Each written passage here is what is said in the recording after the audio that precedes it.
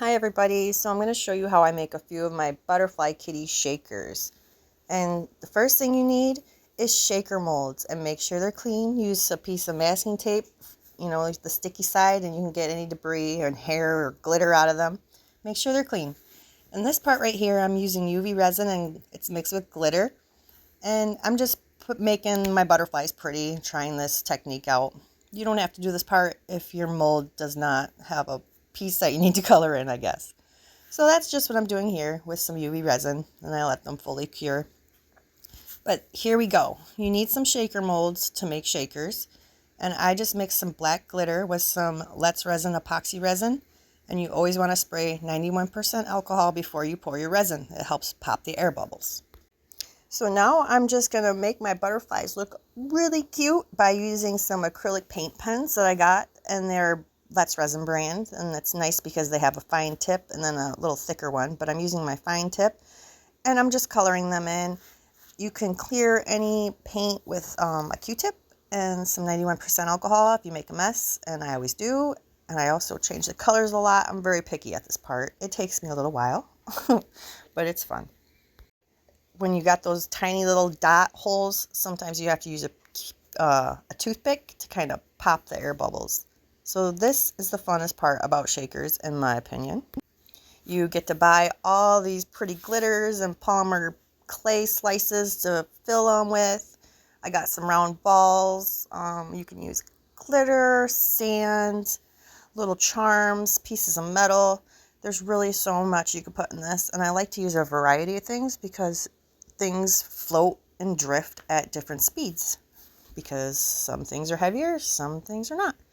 So this part takes me a long time, but it is my favorite part. I like to add these little gems and just have fun.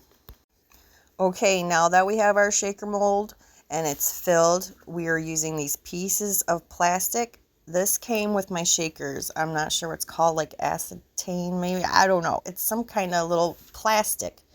I use my Cricut to cut these out, but if you don't have a Cricut, you can just trace your design and cut them out. Use a permanent marker and then just erase those marker marks after it's cut.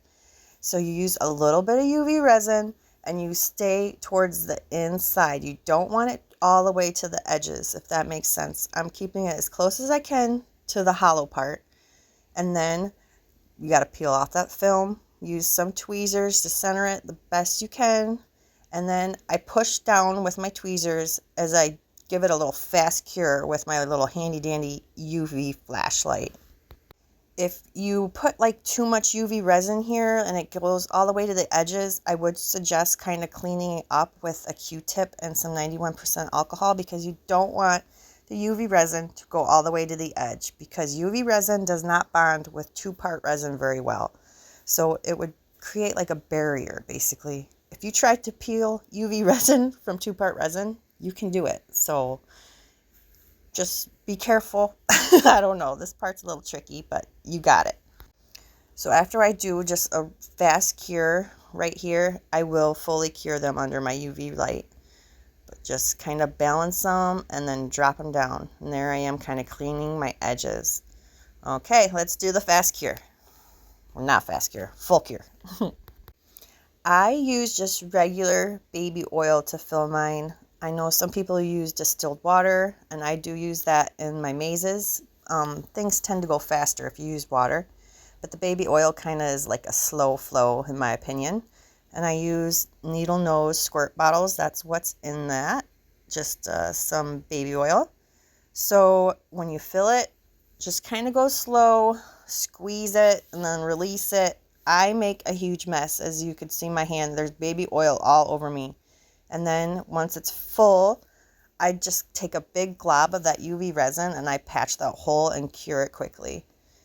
And I don't know what the secret is to this part. I always make a huge mess, but at least it's just baby oil. I try not to get a hole, or not a hole, an air bubble, but a little air bubble doesn't really bother me. So we're just going to continue. I kind of go back right here and I'm just kind of evening it out. Now, because we use baby oil, resin does not like baby oil. So I am just kind of washing these off. I'm using alcohol and paper towel. and I'm just trying to clean them so I don't have any baby oil left on them. And it's kind of tricky, but let's do it. Okay, now we gotta protect the backs, protect the backs. I'm just using regular school Elmer's glue. And I'm gonna let this dry, and then we'll get to the next part. You can also use liquid latex at this part, but some people are allergic to latex, so Elmer's glue is a good choice too. Once they're dry, it kind of turns clear. Okay, so this is a part you don't need to do, but I do it. That UV resin, it kind of made like a ball shape, you know, it's sticking up. I'm just kind of filing that down because I want it to be a pretty top coat. And here we go. We're going to top coat them with some clear resin. I have them balanced on some chest molds, and I'm just going to flood them everywhere with clear resin until it flows over the sides, paying attention to the butterfly areas because air bubbles like to get trapped in that. And you could probably spray them with 91% alcohol before you do this because it's not going to make the paint come off or anything. So I wish I did do that. But I use my torch and then I cover them. As you can you see that blemish there?